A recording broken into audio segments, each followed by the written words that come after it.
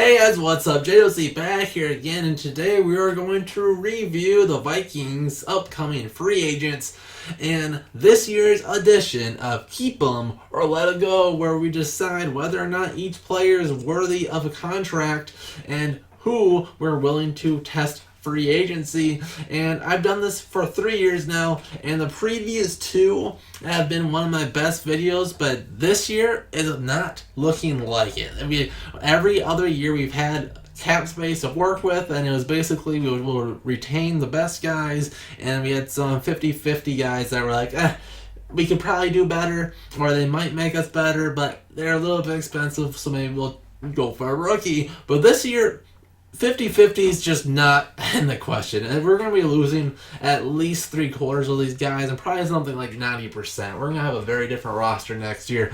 So this will be the most depressing edition of Keep 'em or Let 'em Go. But let's start off with some backups on offense. Starting off with Sean Mannion, our backup quarterback, and Kyle Sloter's replacement. He made $895,000 last year to ride the bench. I think we can sign literally anyone to do that. Kirk Cousins may not be your favorite quarterback, but what he is one of the best in the league at for his entire career is staying healthy. So I don't think any reason the Vikings need to get Sean Mannion back. I would have rather we had kept Sloter, but hey, that's a video for another day. So Mannion is gone, and I see the Vikings drafting a rookie to be our backup at least for 2020. But moving on to backup running back. Amir Abdullah was kind of our third down back, and he was our kick returner.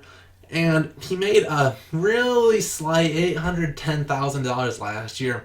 And I see him making about the same thing this year. Will the Vikings be the team to give him that deal? And that really does depend. If the Vikings don't go for another running back in the draft, and we don't get another kick returner, then I see the Vikings maybe right after the draft calling up Abdullah if he hasn't been signed already and offering him another 1 year $800,000-ish deal, and he'd be just kind of that emergency guy.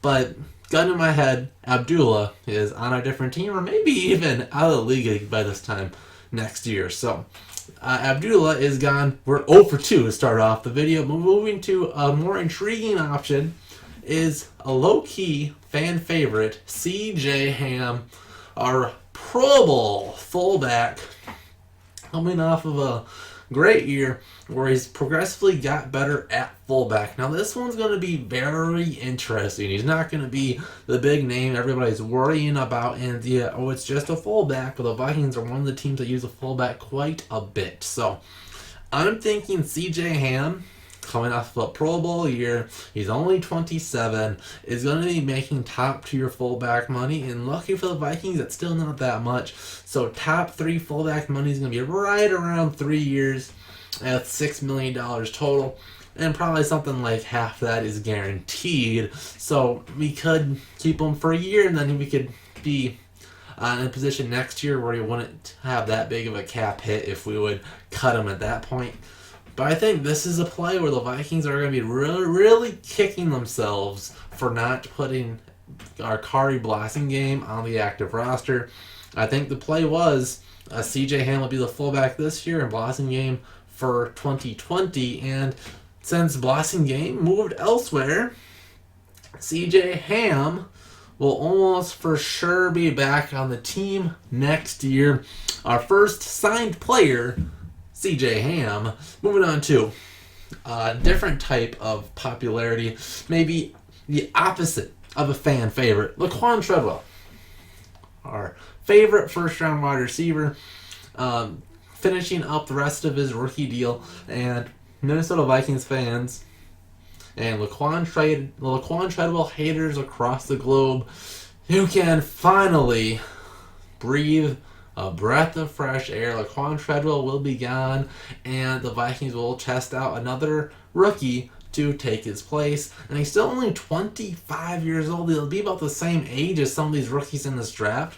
So I'll be looking forward to him hopefully getting a spot on another team. But since he didn't get on another team this last year, the Vikings just said, come on back, I guess. We're paying you anyways. He might just be done. So that may have been the career for Laquan Treadwell.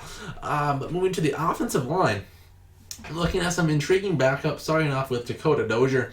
29-year-old, made just under $900,000 this year. I think with Ali Udo and Drew Samia and some of these other good, intriguing young offensive linemen for the Vikings, that makes some of these veteran offensive lineman backups very expendable. So I think Dozier is gone. Moving to Rashad Hill, who used to be our swing tackle but could play all four positions minus probably center.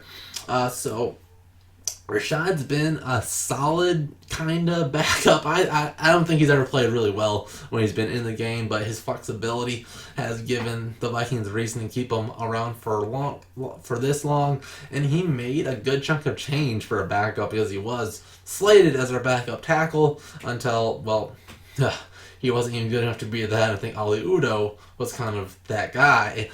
So he was making right around $2 million. So he'll probably make in that $1 to $2 million, probably only a 1 or 2 year deal.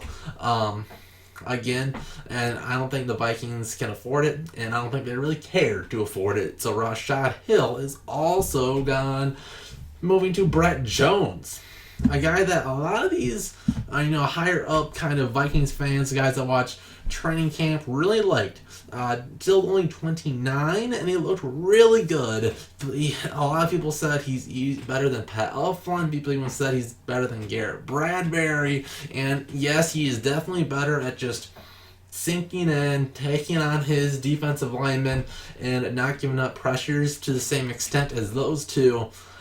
He seems to just not be a good scheme fit, doesn't have the athletic ability to get out on these outside zone plays. So I think the Vikings probably move on, but maybe he'll be able to come back as a camp body, and I do think he's good enough to stick on the 53 again next year, but I think he's better off going on a more ISO type straight ahead running team that he could maybe even start on. So I think Brett Jones is also gone. Moving to the defensive side of the ball, we're going to be looking at the defensive line right off the bat, and starting off with Everson Griffin, who's already made the headlines that he's opted out of his deal. And Mike Zimmer's already said, let's bring him back on something cheap. So what is cheap exactly for Everson Griffin? So I think he'll be making something like a 3-year, maybe $18 million, so $6 million a year, and only about $7 million guaranteed, so it'll be about a year plus guaranteed. So you could cut him after a year or two and be fine, or you could do the Jason Pierre-Paul route, where it just gets a straight 1-year, $5 million deal, and we'll see what he's doing next year. Now, is this worth it? Everson Griffin, probably one of the biggest vocal leaders in the NFL in total, not just the Vikings, the NFL, being able to fire up a defense that at least looks like, from the outside looking in, they really need that guy to energize them, and it'd be hard to lose. But even at the reduced contract, I just don't see the Vikings having the room to keep him. I do think this would be one of those Anthony Barr-like decisions where the Vikings might reach and retain him, and it hurt. Maybe we can't bring back one of these defensive backs we'll get to later, and I can really see that happening. So in real life, I probably am swinging something like 60 to 70% chance the Vikings do bring him back, and it's probably going to hurt our payroll. But in this world, I'm talking Everson Griffin, he's going to probably finish out his career with a different team, as much as it will hurt to see, because we all love Everson. Moving to our other defensive end. Now, this one will be a lot more interesting. Is Stephen Weatherly, still only 26, 6 years younger than Everson, played really well in his absence 2 years ago, and making just about nothing. So, Stephen Weatherly, coming off to the rest of the league, going to be basically a nobody. So he won't be making a whole lot, something like a 4-year, $15 million, $8 million guaranteed. But it's really hard to say with Stephen Weatherly, because not a whole lot of teams know him. Will he want to be back with the Vikings in a place where he might not get a ton of playing time? But if Everson's gone, like I said, I think Steven is just the better option to get a younger guy that plays about as well, and he's not making as much money, so if he's not quite good enough to start, or we just want that more of a rotation out there at defensive end, we could do that and be just fine. So I think the defensive ends, I'm picking Weatherly. Moving to the outside linebackers, starting off with Kentrell Brothers. Now, 27 years old, coming off of a late round contract, making over $600,000, not a whole lot of money. Well, I say that about myself though. But I don't think the Vikings need him. I think he might be able to come back as a can of body, but I think he'd be better off and went elsewhere. So he is also gone. Moving to Eric Wilson, a guy that got some significant playing time this year. I graded him pretty well on my defensive grading scale. Coming in for Ben Gedeon, and he played some last year too. I'm a big fan of Eric Wilson, and I would have actually been okay if Anthony Barr would have walked and Eric Wilson would have been just our starting right outside linebacker. But that's not the case. And now we're in a situation where we'll have to make a decision. We still have Ben Gedeon under contract, so that gives the Vikings a choice there. If they think it's about the same, they might just say enroll with Gedeon. But I think Wilson brings so much to the table, and I think he's just so much more explosive and better than Gedeon. I just like him a lot more. So I think the Vikings bring back Wilson at a cheap, like 2-year, $4 million contract, so that $2 million a year, maybe, $3.5, $3 million, something like that, guaranteed. But I think the Vikings will want Eric Wilson, so he is my linebacker 3, your starting linebacker for the Vikings next year. Now, we're going to the big names. We're in the defensive backfield. We're looking at the names everybody's going to be talking about. Trey Waynes right off the bat, and then his boy, Mackenzie Alexander, and very interestingly, according to Sports Track, they have him projected making very similar money. Actually, the exact same, according to their projections. So, they have them both making something like 3-year, $25 million, so at $8.4 million a year. So, you have a decision to make. Trey Wayne's 28. Mackenzie Alexander's 26. Mackenzie Alexander can play in the slot, and he was one of the most elite cornerback the second half of the year. So 8 games he played at a very high level 2 years ago. They were both right around average this last year, but I think Mackenzie being able to play on the outside and inside gives the Vikings the flexibility. So I'm thinking probably the only big deal that we can make this year is going to Mackenzie Alexander, and Trey Waynes will walk, so we'll lose our best tackling corner, Mike Zimmer's big project guy, and it'll be Mackenzie Alexander and Mike Hughes to be your starting corners this year, because I don't think we can lose them, especially if we're slated to lose Rhodes too. You could argue that's not really a loss. Losing 3 of your starting corners is not ideal. So I think retaining one of these is huge, and I'm going with the guy with more versatility in Mackenzie Alexander. Moving to the back end and looking at the safety position, this one's also very intriguing. First off, let's look at Anderson Dejo. Lost last year. 2 years ago, lost his position basically to Anthony Harris. For the second half of the year, Sendejo was hurt.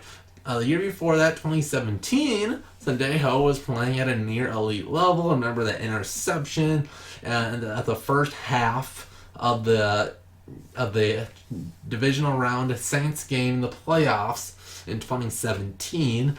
Sendejo played very well that year. He left, went to the Eagles, and they couldn't really find a role for him. They tried the 3 safety package, it didn't really work out. So he came back to the Vikings, and ended up starting over Jaron Curse in that big nickel role where he was kind of a third safety and kind of played in the slot and played very well actually in that role. Very surprising. It didn't seem very ideal for him, but hey, a guy that's a better tackling safety than in coverage, I guess playing really deep in the box and kind of in the slot worked well to his strength. So I think there is some intrigue here. But the big issue is Sendejo's 32 years old and definitely on the tail end of his career. So I think Sendejo is going to end up being kind of an emergency option once again. And he'll make right around 1.3 million is what I'm guessing, because that's what he made this last year. So I think something very similar to that, maybe even a little less, we'll have to see. But he'll probably make something very similar to that, right over $1 million. Won't affect the cap a whole lot. So I'm thinking he's that emergency option if we can't draft somebody and we lose, especially the other two safeties. We're going to probably really want Sendejo out there. So gun to my head, as of right now, the Vikings will probably re-sign Sendejo. Moving to one of my more favorite players is Jaron Curse. He's 26, played the big nickel even better than Sendejo, but seemed to be in Zimmer's doghouse as soon as we got Sendejo, despite Curse seamlessly playing extremely well in that role after the drunk driving episode. It seems that his time with the Vikings is over. He's been very vocal about not enjoying his time a whole lot on Twitter. So I think Curse is gone, which sucks. I think he's going to have all the potential to be a really good safety, or at least a big nickel somewhere else. So he'll probably be signing something like a 1 to 2 year deal and like $1.5 million a year. But I do see him getting very minimal guarantees due to that drunk driving episode, because he seems to have some very big character concerns at this point. So I see a team willing to take the risk, but they aren't going to take that big of a risk, and he'll be easily cuttable if he doesn't make it. And it might be a situation where he goes to another team for a year, he doesn't like it there, he kind of realizes the grass is not greener on the other side, and puts his tail between his legs and asks to come back to the Vikings in 2021. So I see that perhaps happening with Jaron. But for 2020, Jaron is gone. And then the biggest name, I think, in this whole free agent class is Anthony Harris. Our surprising stud safety, 6 interceptions, was absolutely phenomenal. He's always been a turnover big play machine ever since he even found his way onto the field. So, oh man, this guy's going to make a whole lot of money, and even more than what I thought. His market value, according to Sport Track, is 5 years, $70 million. Anthony Harris due for a huge payday, and the Vikings simply do not have the money for it. Now, the Vikings could make some money up, cut some players, or maybe you have to go with guys that you'd rather not cut, like Riley Reeve for Kyle Rudolph. Maybe you have to extend Cousins before the draft, even though I don't like that idea, and then you can make up enough money for Anthony Harris. So maybe that's going to be the question of the day, is extending Kirk Cousins right now, maybe getting $20-some million back in cap space to get enough wiggle room to sign Anthony Harris. Is that a good deal? Is something like 3 to 4 more years of Kirk Cousins worth being able to retain one of the very best safeties in the league? Give me your thoughts in the comment section. And as of right now, I think, sadly, Anthony Harris is gone. And that's gonna be hard to watch if we give up some more big plays. And we were so good at creating turnovers, and Harris was such a big part of that. So we might have to look in the draft for safety. Now let's move to the special teams. Start off with, I think the easiest one to talk about is Marcus Sherrills. He came back because we needed special teams help, and Marcus Sherrills did not give us that. He had 2 fumbles in the playoffs. He clearly lost his step or two, so I think the man should just retire. He had a good career with Minnesota and a not very good career with the Saints. So I think Sherrills just needs to hang up the cleats and call it a day. Moving on to some of our older special teamers that are still doing very good, starting with Dan Bailey. And boy, he probably gave the Vikings one of our best years from a kicker since probably rookie year Blair Walsh. So I liked what we saw out of Dan Bailey. He's 32, so for kickers, that's still pretty young. So I like something like 3-year, $4.5 million, $3 million guaranteed, and we keep Dan Bailey. Yes, let's have some consistency at kicker finally. And then to our punter, Britton Colquitt, 35, so a little bit older, but punter, that's still not too bad. And he made a $930,000 this last year, so a little less than Bailey, so a little punter discount. So I see him getting a little hair of a raise maybe, and something like a 2-year, $2 million contract. Let's retain Colquitt. It wouldn't be the worst deal if both of these kickers and punters just get another 1 year added on. But I like the idea of just keep them in the building for a while, and let's just be okay with having the same kicker and punter for a couple of years. That'd be kind of nice.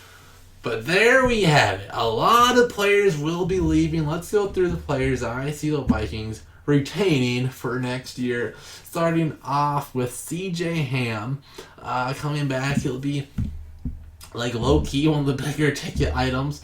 Been great if we could get blocking game to keep that number a little bit lower, but that's okay.